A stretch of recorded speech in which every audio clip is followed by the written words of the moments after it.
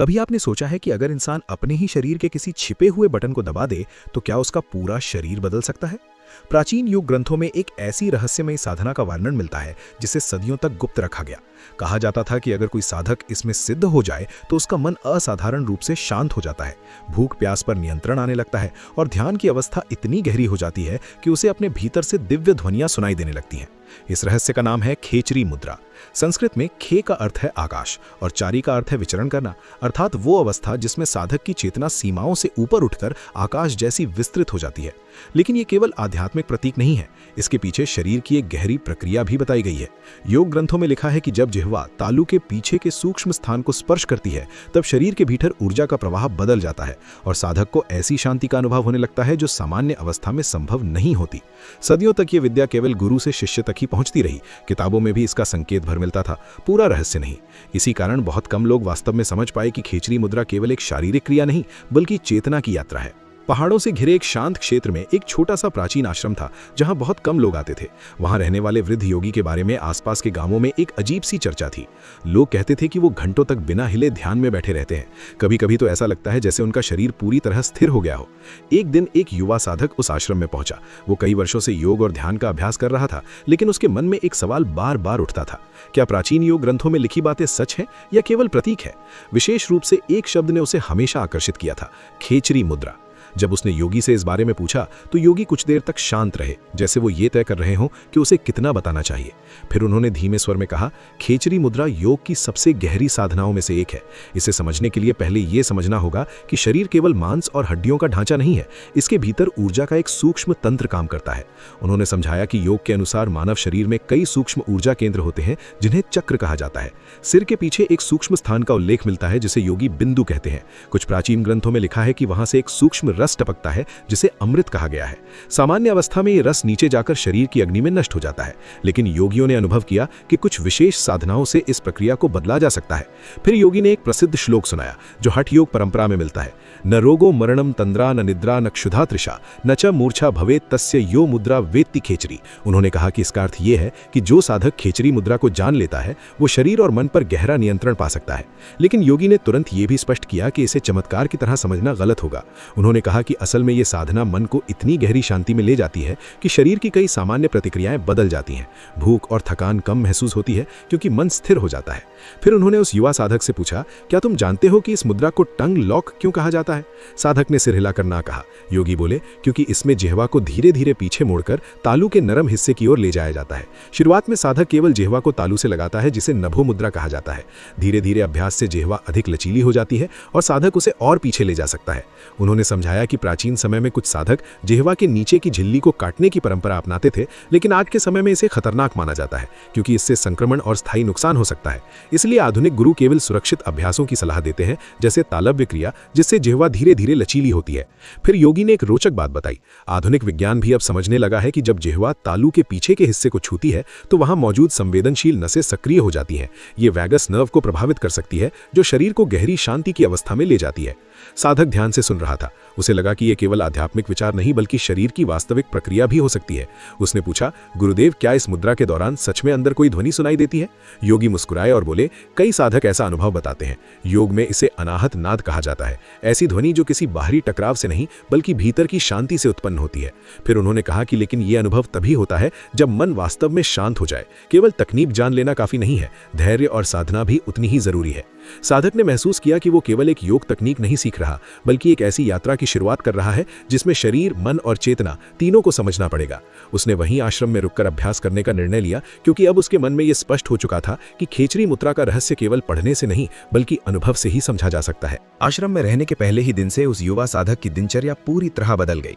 सुबह ब्रह्म मुहूर्त से पहले उठना, ठंडे जल से स्नान करना, फिर शांत वातावरण में बैठकर प्राणायाम और ध्यान करना, यही उसका रोज का अभ्यास बन गया।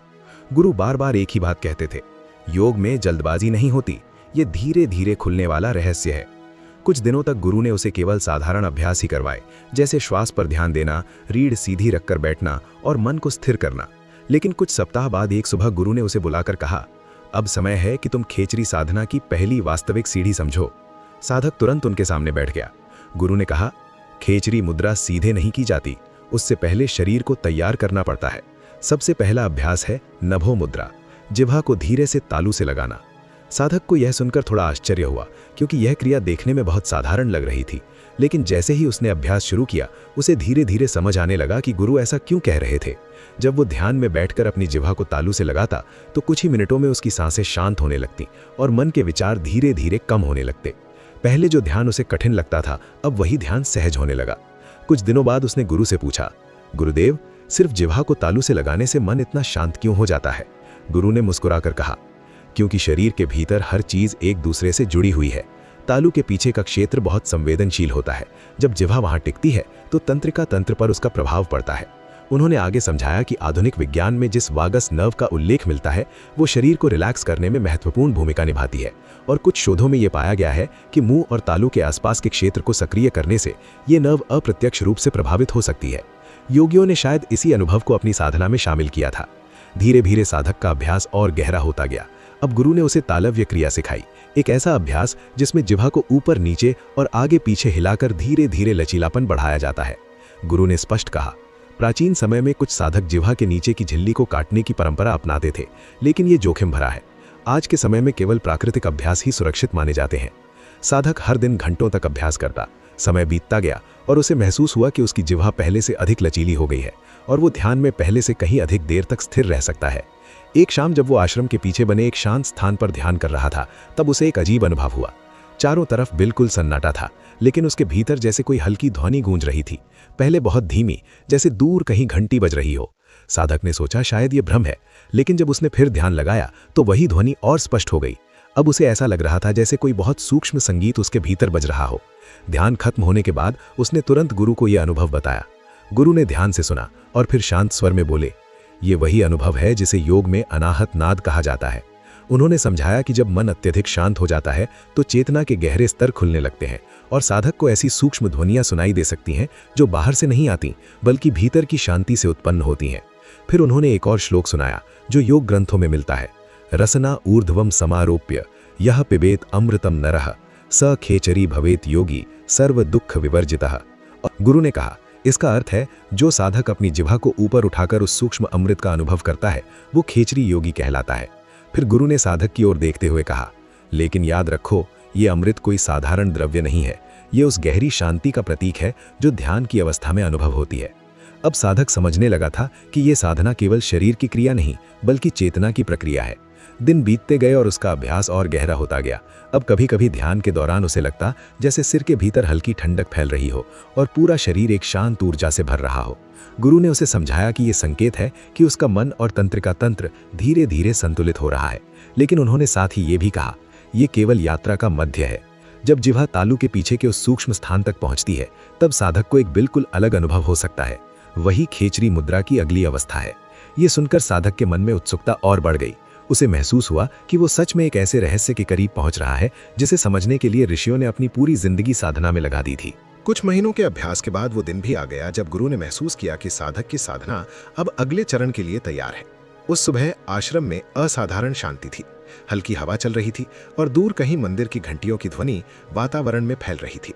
गुरु ने साधक को बुलाया और कहा, अब तुम उस अवस्था के करीब हो जिसके बारे में योग ग्रंथों में इतना रहस्य बताया गया है।